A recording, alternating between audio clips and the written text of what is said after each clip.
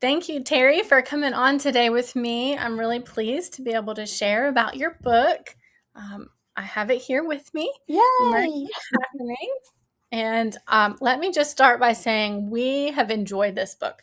I've Oh, been good. reading it to my boys. Now, my boys are slightly older than Mercy is in the book, Hmm. but we've all just been laughing and loving all the stories that you've shared about just about your journey as a youngster and the ways that the Lord has taught you things. So I would love to hear a little bit more about you and your journey. Hmm. Why don't you go ahead and just start there? Tell us a little bit about yourself. Let's see. Well, you guys see on the back of it that I'm a mom of seven, grandma of 17, great grandma of six, with more to come, I'm sure, with that big family. We're a big blended family. So we have a lot of adoptions in there. We have steps that we have adopted. And so I just believe that you can't have too many. My heart's big enough to love so many. And that's what this book is about, to honor them and to honor my parents who helped me in my walk. Um, when I was writing this book, well, it wasn't even a thought of a book. I had just moved down to Savannah from Conyers, Georgia. My late husband had passed away. He died from two different kinds of cancer from Agent Orange back Oh, from Vietnam War. I'm And sorry. thank you. He was a wonderful man. He loved the Lord. I know I'll see him again. I moved down here to Savannah because my son had just got out of the military, and him and his family were going to start, you know, enjoying their family down here. So I said, I need a break. I need something different than my ordinary that I was so used to, and I missed him greatly. So I moved down here, and what happens? COVID lockdown hits. And there's something about going through grief of missing somebody and then you're locked in your house. It's like not fun. Oh, yeah. Yeah, so I started taking walks like at 5:30 and 5 in the morning. Our neighborhood wasn't totally built up, so I loved going in the area where there was nobody but rocky road there so I could enjoy nature and clear my head and just get some of these strange thoughts out of my head and breathe fresh air and felt like I was, what am I supposed to do next? And all of a sudden, I started remembering stories from my youth, just little bits and pieces, like the tree that had fell after the storm and how big it was and uprooted from the ground. And I'm thinking, why am I even thinking of this? And I go, well, it's better than what I was thinking, so this is good. So I Yeah. enjoyed reliving it, day after day, month after month. And I had different stories that would just pop in as ideas. And as I kept walking, I was like, Lord, what am I doing with this? And I felt the urge to just write them down. Hey, this might make a nice Christmas gift for the kids and grandkids and everybody. But the more I started doing the writing, the more I was impressed. He said, publish. And I went, you got to be kidding. Nobody's going to want to hear these stories. My kids listen to them occasionally, but that'd be about it. So it made me sit down and start writing, and I never was good at that at school when I was in school. So this was a new way of doing things for me. It was healthy. Aw, that's good. So a lot of these are stories from your own life. They're all from my own life. Um, I take the ones that are a little tough, like the cat who got injured, Tom. And when I got hurt on the farm and had to go to the hospital to get stitches, and I eased it up to age appropriate. And they got to see the fun side in quite a few of those. And also that it's okay to be mad or sad or, just not understanding some of these things. Because as we're kids, we're just experiencing it for the first time. Even as adults, sadness is tough. but we either will with it in a happy way and a nice way and a good way that'll help us heal, or we'll do it in some other way. That's right. Well, and I love how you continue to point us back to the Lord. What was the Lord showing in this? And even include some scripture references in the discussion points. I loved that. As I was going through it with my boys, I was like, let's look these up and see what the Bible tells us, because anytime we can point them back to the Lord and to scripture, it's really good for them. So, well, good for all of Yeah, us, really. yeah. Well, if you see with Mercy, she gets a lot of advice from her dad. And my dad, that's exactly what he says in the books. But I thought about it as a Christian woman. My Heavenly Father says these things to me. I just have to listen. And the way I listen is go back and look at the Bible. But these stories have questions in them that, are regular questions that make you think, see what you would do different. But if you point to God, He is the one who guides us and comforts us and helps us to just mature in Him and mature in life and help other people. That's right. Yeah, and and what really stood out to me is how we get to live vicariously through your stories. A lot of kids, especially those that grow up kind of in the suburbs or even the city, they don't get the same experiences that you had. And so Mhm. being able to hear about some of your adventures was really fun, because it just helps us to see life a little bit differently. Mhm. It does. I know that the story about the bully, Mike's a bully, that one was a tough one for me as a kid. I mean, when I was a kid, elementary, middle school, and high school, all were on the same bus. And if you're rural, you understand that. But if you're in suburbs and city, you don't ride like that. It's the elementary gets picked up, middle school gets picked up, and then the high school. But to have that interaction with older kids and you're being younger, there needs to be a safe place and a safe way of doing things. Um, and that one, Mike was older than me, and Mike's not his real name. I won't do that because he's still alive. I don't Sure. know where he is, but he's still alive. I've heard. So, but it was a great way to put that in there and say you don't have to put up with stuff. You don't have to put up with bullying. That's not good. But also to learn his story that I didn't know because I shouldn't have as a kid, but I'm glad that I got to learn it early. It helped me look at others when they're mean and angry at you. Maybe they've got something going on in their life you don't know about, and God loves them too. I may not know what they're going through, but I can always pray for them, or I can see just a little act of kindness, a smile, touch on the hand, how you doing, anything kind. That's right. Yeah. And I loved how you highlighted your dad in the stories. Tell us a little bit about your relationship with him. Oh, I'm a daddy's girl. When my parents got married, my dad wanted a boy desperately. And I'm the firstborn, so of course I wasn't a boy, but and God showed me this later in life because I always loved being a tomboy.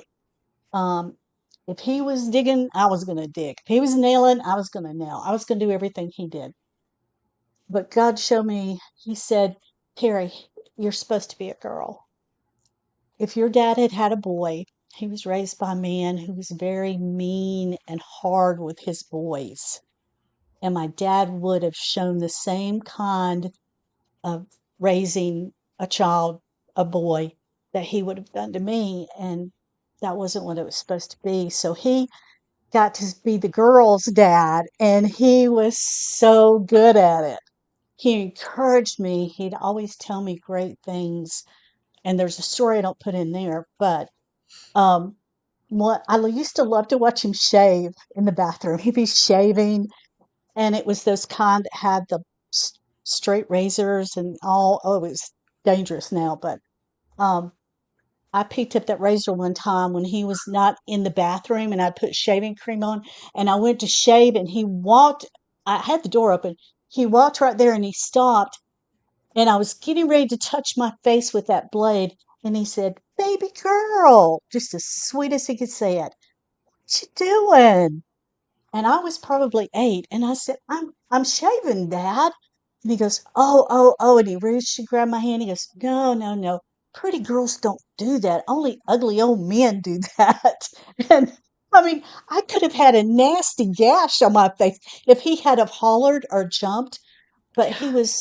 it's like God always gave him the right things to say. Now, he was not perfect by no means. There wasn't anybody perfect, but he was darn close to it, as far as my bias self experienced.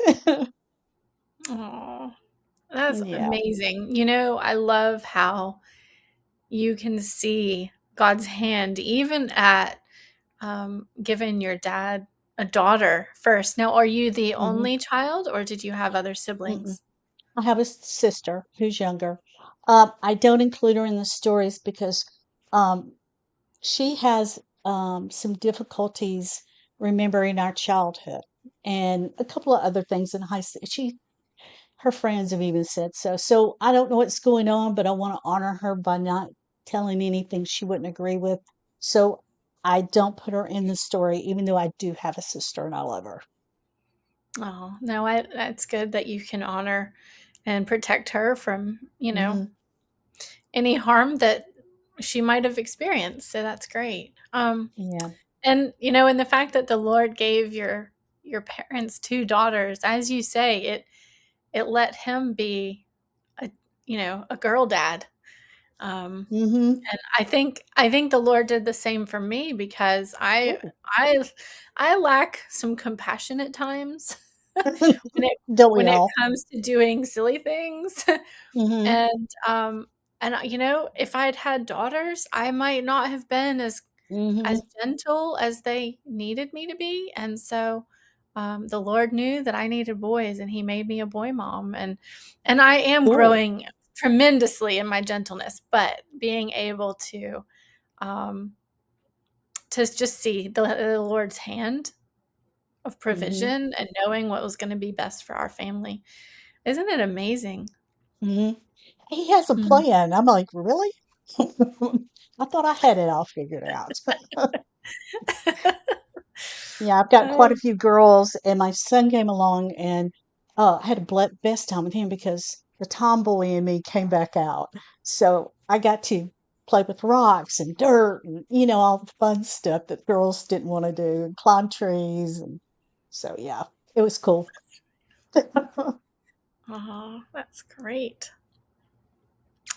So, what do you hope that future generations, maybe your kids, grandkids, or further, will learn from this book?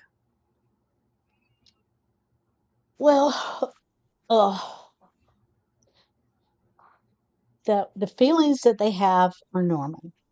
When you get mad and angry and upset, and all that's normal, but it's what you do with it and how it comes out to the other person because you can damage people with words.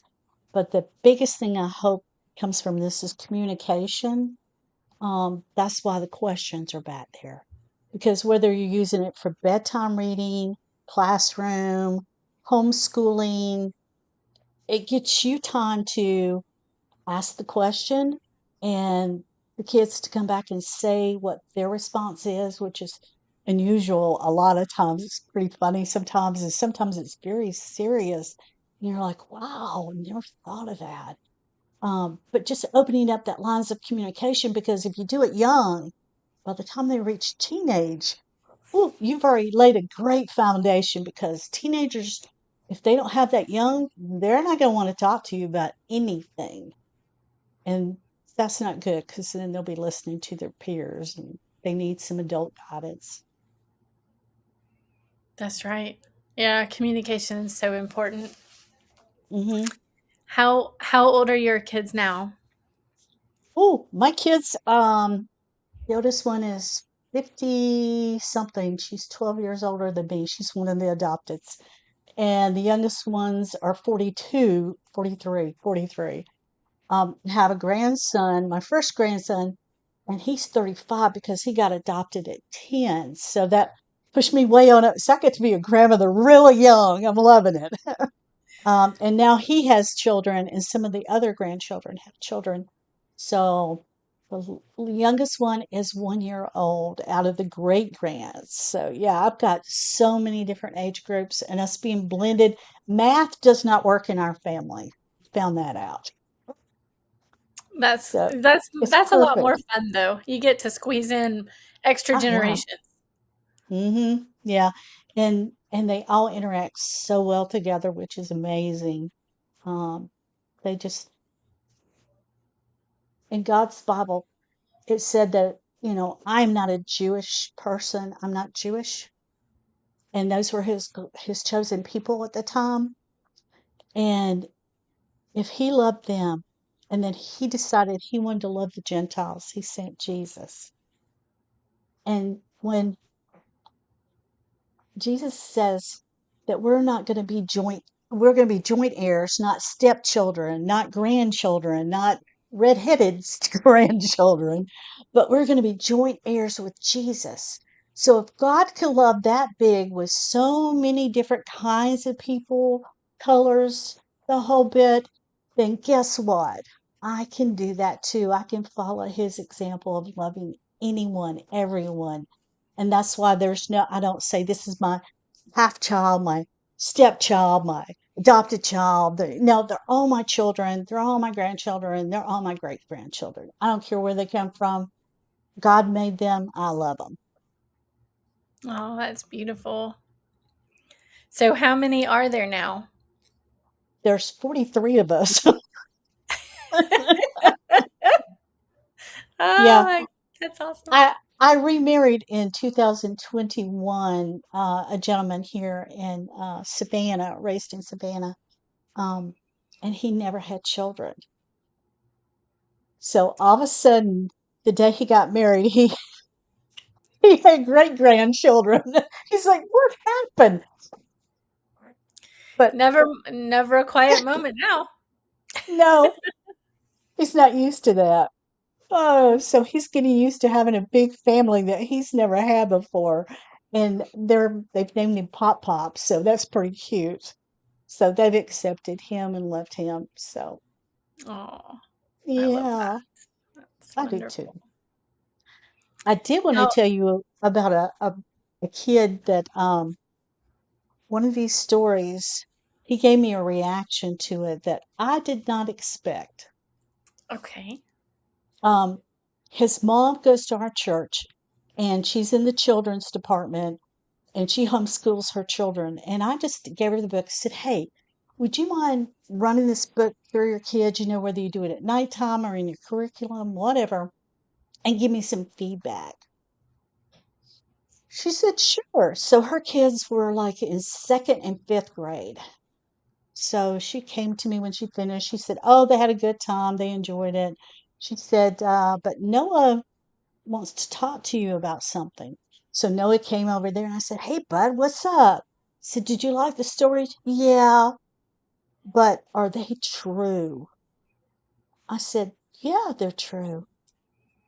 And I opened my hand up and I showed him the scar that's on my hand where Doctor Who is in the story. This is the And he touched the scar and he said, oh, it's real.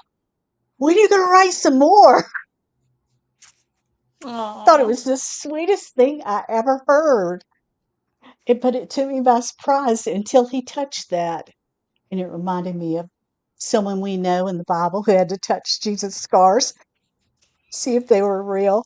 And I thought, wow, children are so enamored by this stuff, that is it real? Is it true? They want to believe what you're saying, but I think they've been swayed a lot or just part of growing up or something. I don't know, but it was so neat to watch his face and his reaction, and it blessed me. Oh, I love that. That was really sweet. Yep, it got me that day. I wanted to just hug him, but he wasn't the hugging type. So I was like, oh, high five, dude. Oh, yeah. Hmm. So, tell me more about your homeschooling journey. Oh boy. My son, um, he was dyslexic. I knew it from when he was little, but it didn't have a name that I knew. He was flipping things like digital clocks, two and fives. Like, wait a minute, what's wrong here? And then reading was very difficult for him when he started school, and he would get frustrated, and the frustration would come out in tears. Well, that's how I do it.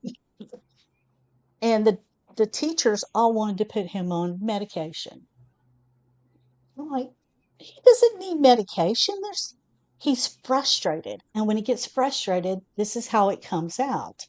He doesn't hit anybody. He doesn't yell and scream. He's not all over the place bouncing. He's frustrated.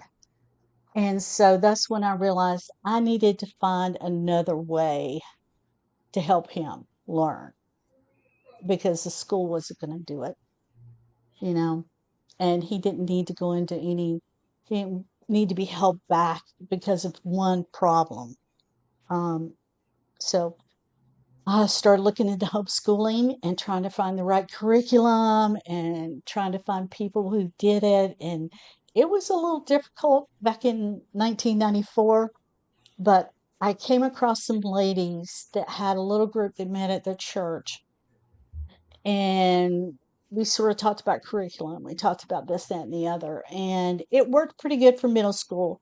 In high school, I had to find another kind of curriculum that would fit what he needed, and he thrived. Oh my goodness, he thrived. Except when we did the biology with the dissecting of all the animals. I took an F in biology for not doing a frog because I have this phobia of frogs. And I refused. I just took an F. I never had an F before, but I took one. I was like, I don't care. I can't touch that frog. So when it came time to the frog, my daughters helped him dissect the frog. And but all the other animals I could do just fine, but not that frog, buddy. Mm-mm. But he did great, and he got his high school diploma from the group that I used. And when he went into the military, they accepted that, and that was in 2003.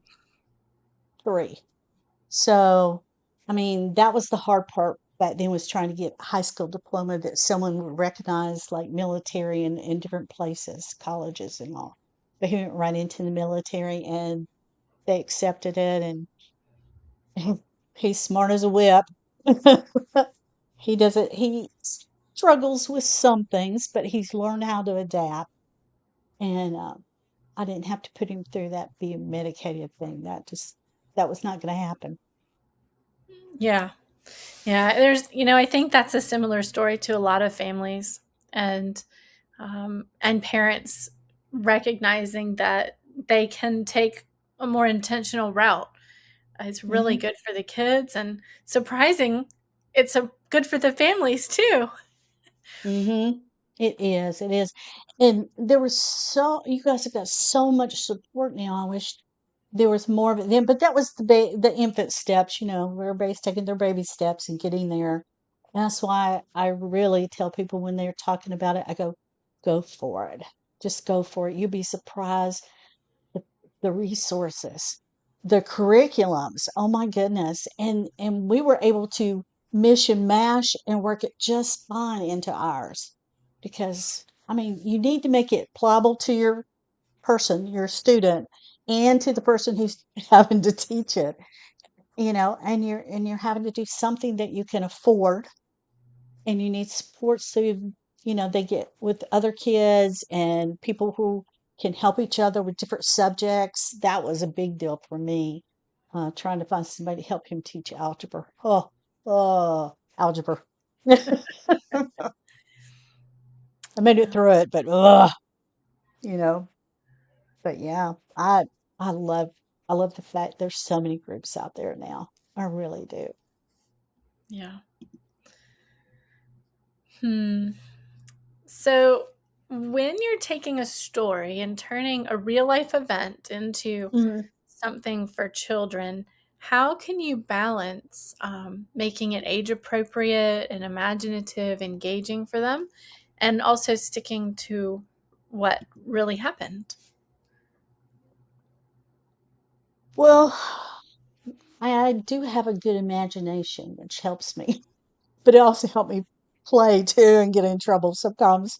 Um, I was talking about the age appropriate for Doctor Who and having the stitches and all that. Um, I didn't focus as much on the procedure, just bits and pieces, so children have a little base knowledge.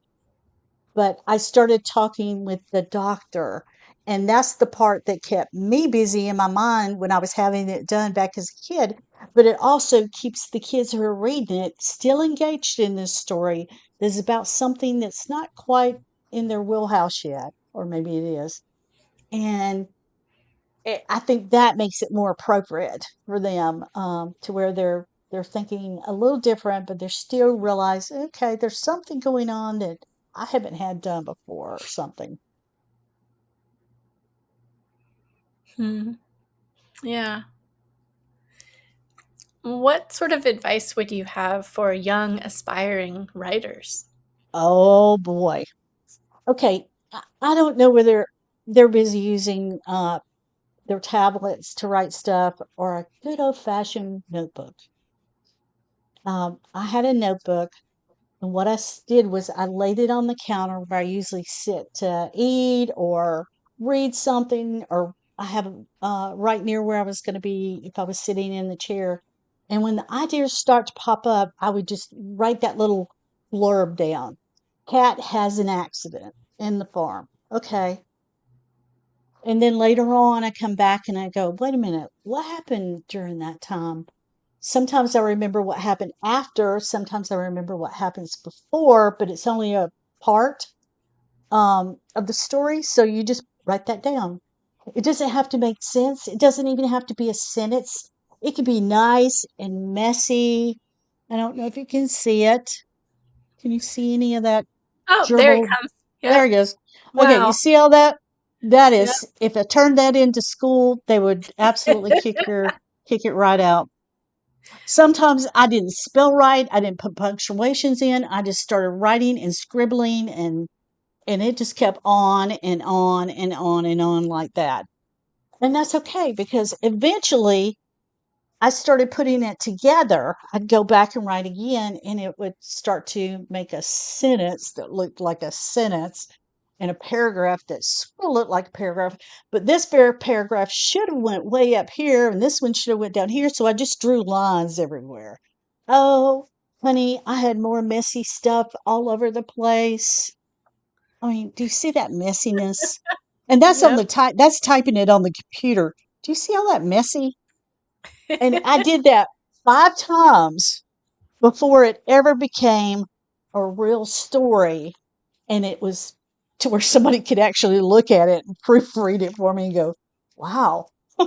Because if they had looked at all that other stuff, they would have just lost their mind. Because I did every time I looked at it. But I realized, you know what? I don't know many people that can sit down the first time and write a whole story from top to bottom, beginning to end, and it be perfectly punctuated, spelling great. Yeah, spelling was the worst one in this one. But I mean, oh my goodness, give yourself some grace here. Be kind to yourself because you're never going to do it perfect the first time. Never, ever, ever. I mean, 5 times, and I finally got it to where somebody could actually read it. Whether you do it on the computer, whether you do it on a piece of paper, I like paper so I can scratch and draw lines and all that kind of stuff. But that's just me. Just little bits at a time. You do not have to have the story all fixed. If you can only think of one line, the barn was red. That's good. That's a start. Just write it down. Eventually it's going to start coming to you whether it's real life or whether it's just a story you've made up, because I've got one I'm trying to make up right now. and it's based on a real character that I know, but the bits and pieces, I'm just scribbling it down again. So be kind to yourself. Oh, that's good. Well, I think there's a lot of kids that can't get into the creative process because they don't want it to not be perfect. And I think that's fantastic Mm-hmm. advice. Mm-hmm. I have a grandson like that. If he does not get it perfect the first time, it goes in the trash. And I'm like, dude, that's the beginning of something great, and it is. And so I even kept all these to remind myself to be kind to myself, which is helping me right now while I'm writing this other story, to be kind to myself because I want it to be perfect and ready to go tomorrow. But it didn't. It took a long time to get it all together. And that's 6 stories I tried to get together and put into one. Oh, that's good. Well, so do you want to give us a little preview about your next book? What is the topic on that? Okay, Teeny. Teeny. Teeny. Teeny was the dog that we had, but she was an inside dog, so she didn't really get to go out on the farm because she was a little white chihuahua. And being such a tiny thing on a farm and there being hawks and big things around, it wasn't going to end well. So we didn't let her out except for times when we're all together and not doing chores. So that's why you never hear about her in the stories. But I'm going to write something about her, but it's going to be her version of what's going on at the farm and how she interacts with the animals and how she tries to tell them what to do. And she may be real bossy by the time I finish it. So I think she'll be a quite a cute little character, which she definitely was. So So will that's it be that one. written from Teeny's perspective or from Oh Mercy's yes, perspective? no Okay. teenies, because I'll mention Mercy in it. I won't probably put her last name or anything, but I'll say Mercy's my girl, kind of thing, in there. So yeah. Now, if you haven't thought about this, I know that my name is Terry. And in there, that's Mercy May East is her name. It's because I didn't really want to put my name there, and I think the meanings of it is what gets me. Is because mercy is all the God has shown me so much mercy in my life, and so that's honoring Him. May Mae is my grandmother and my aunt's middle name, which I always loved it. I loved the way it was spelled. I loved to hear it, but they were never called May. But when I'd hear their middle name, I thought, oh, I love that name. And then East, because Jesus is going to come back and split open that eastern sky. So put it down to East. So, so she has a name, but it's still me. Those are still my stories. And hopefully everybody enjoy hearing um, it written from Mercy using her name instead of mine. And plus, most people can't pronounce my last name now. It's Fawning, Fawning, which is odd. But my real name, my maiden name was Vaughn, so that's not really common either. So that'd be one of those people had a hard time with. So I'm glad that Mercy has her name. That makes it easy for people to That's right. read, especially kids. What advice would you give to today's homeschool mom? Ooh, um, you don't have to be everything. If you're not good at English, then there's another mom down the street who's not good at math. Straight out, help each other out, or maybe you'll learn a few things from her and get better at English or math. Um, be sure that if you're having one of those days when you wake up and it is just chaos, we have those days and everybody's sick or you're sick, take the day off. You work the schedule. I know you're in a time schedule for the year. But you can work it around your family. It doesn't have to work you. You can work it to your own family and find the curriculum that works for your child. You know them better than anybody else. So find what works for them and they can thrive. And when they thrive, you thrive. That's right. That's good. Well, thank you so much, Terry. This has been so much fun. I loved hearing about your Yes. stories, and thank you for the copy of the book. It's going to be in our Library of Virtue, and so it'll be Yep. available for the members of the library to borrow and share with their kids. And Awesome. um, so we just thank you so much. Oh, I appreciate it so much and I am so for you guys. You know, I say a prayer for y'all all the time. Been there, done that. It's it's a work of love. Schooling is a work of love. Yes, it is.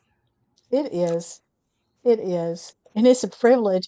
And if anybody says anything about, well, you just stay at home, oh boy, just send them my way. I will straighten them right out because they'd have to hire Mary Poppins to do all of your work, moms.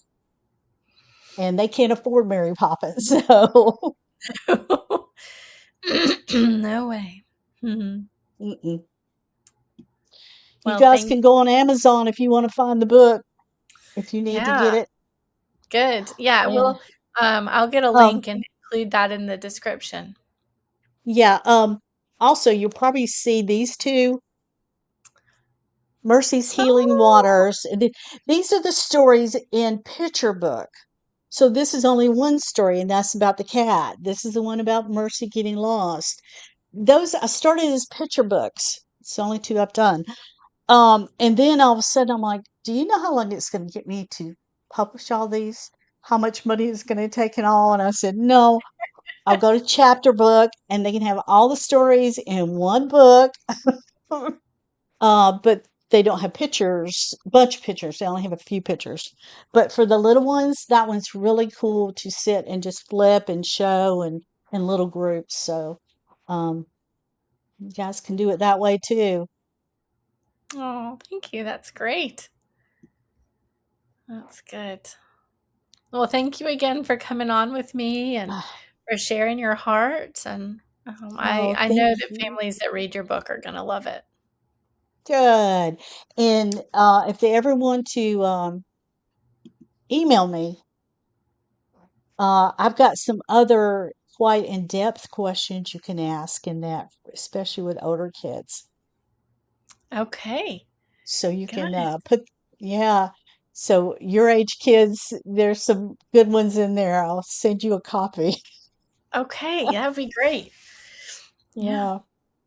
But awesome. I appreciate it so much, Angela. I really, really do. And the opportunity just to be here and hopefully uh comfort other people. You're doing a That's good right. job. That's right. Encouraging and equipping. Yeah. That's what we're doing here. So Mm-hmm. thank you. Oh, you're so welcome. Well, you guys have a great one. Thank you. You too.